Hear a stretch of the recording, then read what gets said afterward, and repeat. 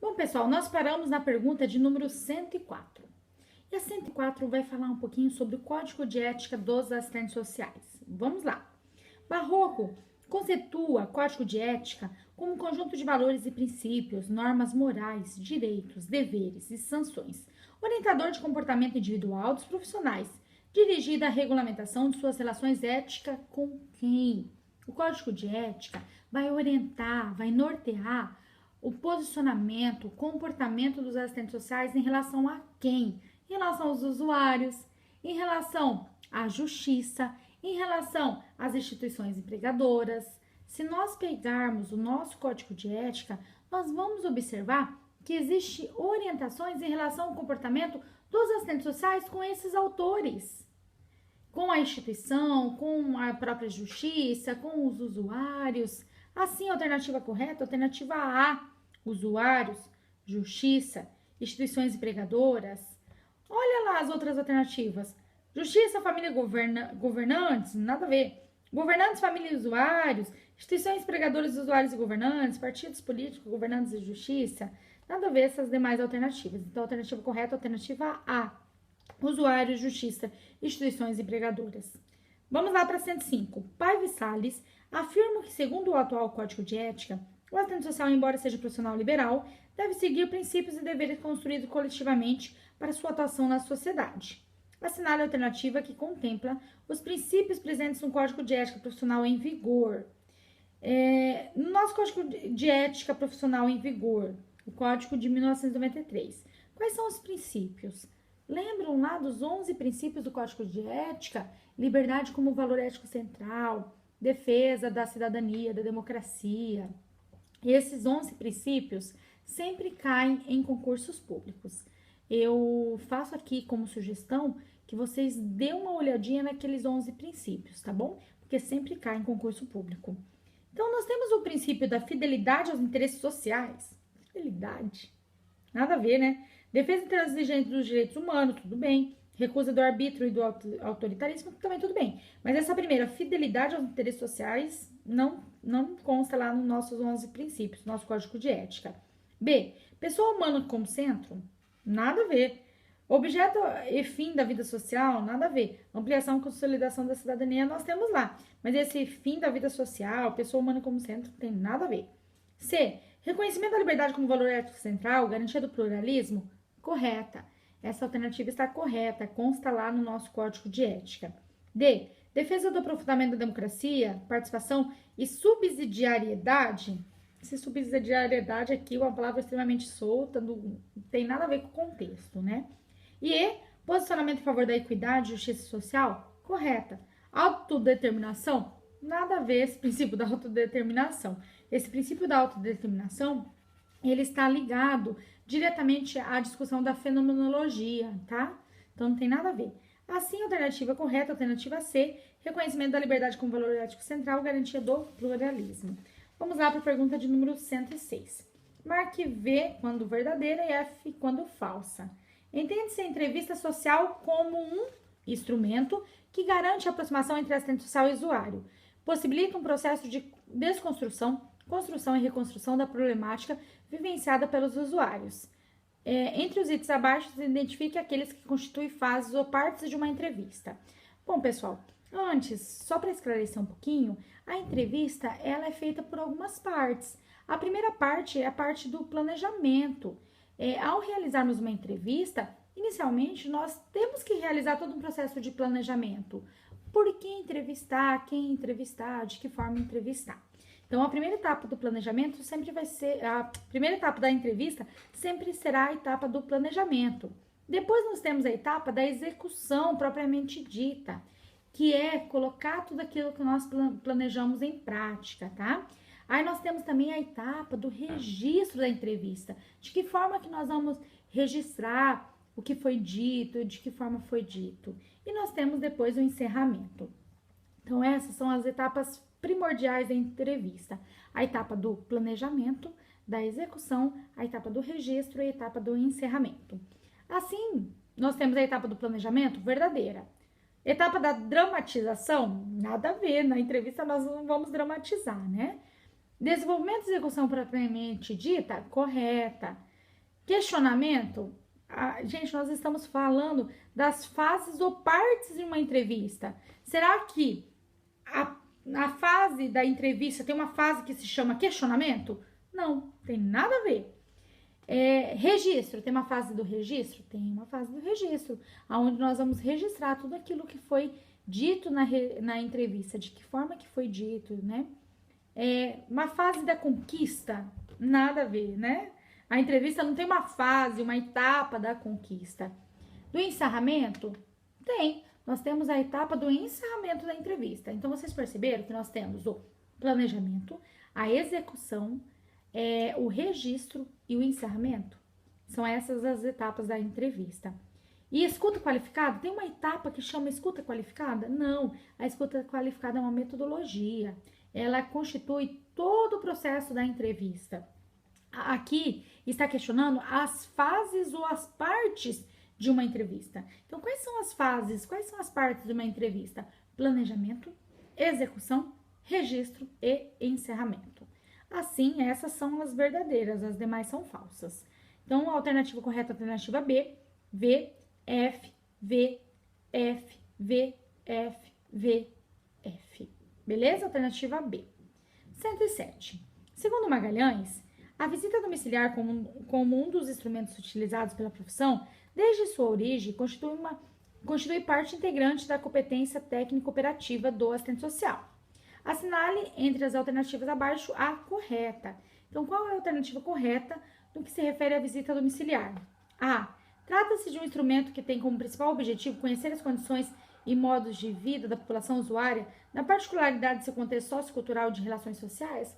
Alternativa correta, pessoal. A visita domiciliar é para que a gente possa conhecer os modos de vida da população usuária, as suas particularidades culturais, sociais. Então, essa alternativa está correta. B. A visita domiciliar, assim como os demais instrumentos, é de uso privativo do assistente social e deve romper com a mera constatação? É só os assistentes sociais que utilizam da visita domiciliar? Não. Essa alternativa está errada. E, além disso, nós não vamos buscar, através da visita domiciliar, constatar nada. Nós vamos buscar conhecer a realidade. C. A visita domiciliar, um dos principais instrumentos de controle das classes populares, é utilizada pelas instituições e pelo serviço social? Nós, enquanto assistentes sociais, utilizamos a visita domiciliar para controlar as classes populares? Não. Essa alternativa está errada. D. O objetivo da visita é clarificar situações, considerar o caso na particularidade e monitorar o comportamento das famílias? Lógico que não, essa alternativa está totalmente equivocada, né? Nós não vamos monitorar aí o comportamento das famílias de jeito nenhum. E, ao realizar a visita domiciliar, o assistente social deve ter presente que, ao solicitar assistência do Estado, a família deixa de ter sua residência como espaço privado? Lógico que não. A residência é um espaço privado das famílias.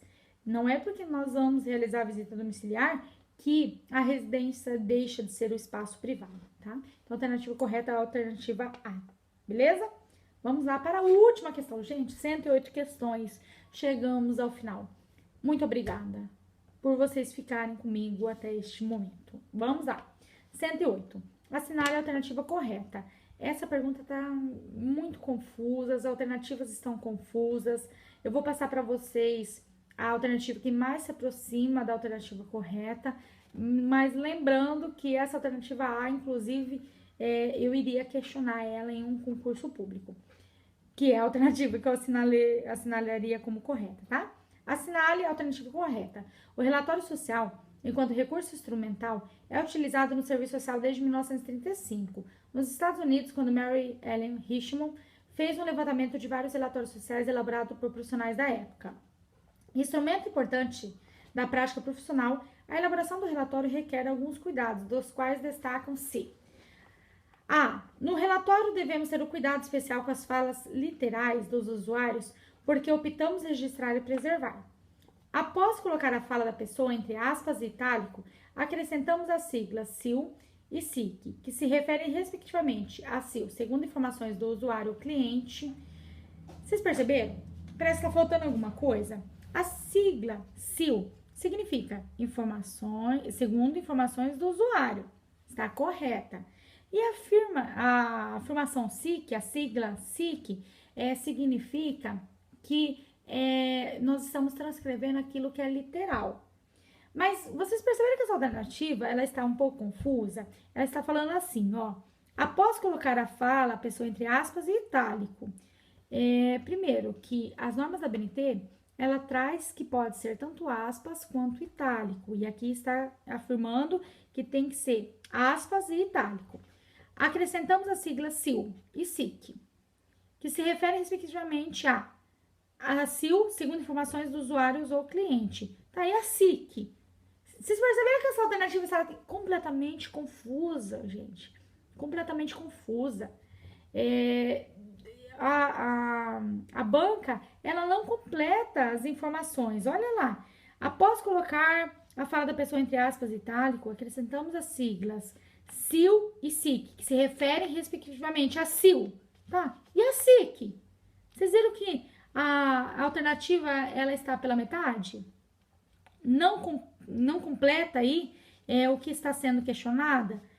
SIC, qual é o significado de SIC?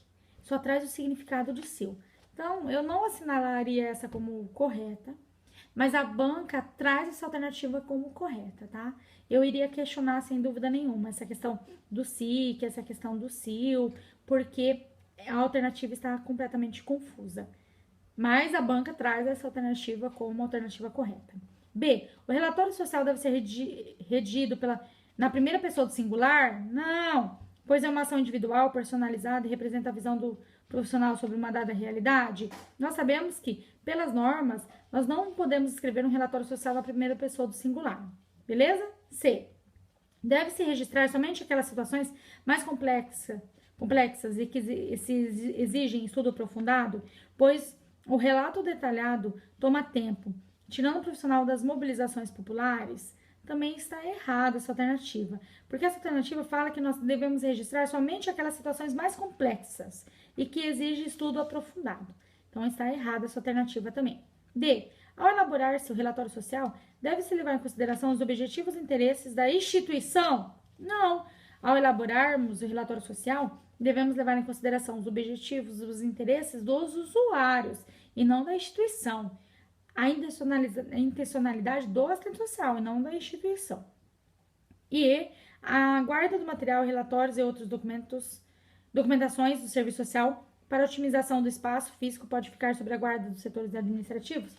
Não, nós sabemos que esse material técnico deve ficar sobre a guarda do serviço social e não dos setores administrativos, tá? A banca traz como alternativa correta a alternativa A, porém eu discordo, eu acho que nenhuma das alternativas estão corretas. A alternativa A, ela está incompleta, ela está confusa e eu questionaria essa pergunta totalmente. Adriele, por que você trouxe pra gente, então, se você questionaria toda essa pergunta? Eu trouxe as perguntas de forma fiel às provas da PUC Paraná, para que vocês busquem conhecer um pouquinho o direcionamento dessa banca. Essa banca, ela traz algumas perguntas confusas, que não tem alternativas corretas, que não tem alternativa correta, né? E que eu questionaria, sem dúvida nenhuma. Se por acaso cair perguntas confusas como essa que eu acabei de dar para vocês, vocês precisam entrar como recurso. É uma banca confusa, é uma banca que tem umas perguntas que a gente precisa se embasar teoricamente para entrar com recursos, tá? Então, por isso que eu trouxe para vocês. Bom, pessoal, chegamos ao final das 108 questões. Eu fico à disposição para responder alguma eventual dúvida que surja nesse processo ou algo que vocês gostariam de esclarecer. Então, entre em contato, eu fico à disposição de vocês, para o que vocês precisarem, beleza? Abraços, até mais. Obrigado por ficarem até o final desse vídeo comigo. Tchau, pessoal. Até mais.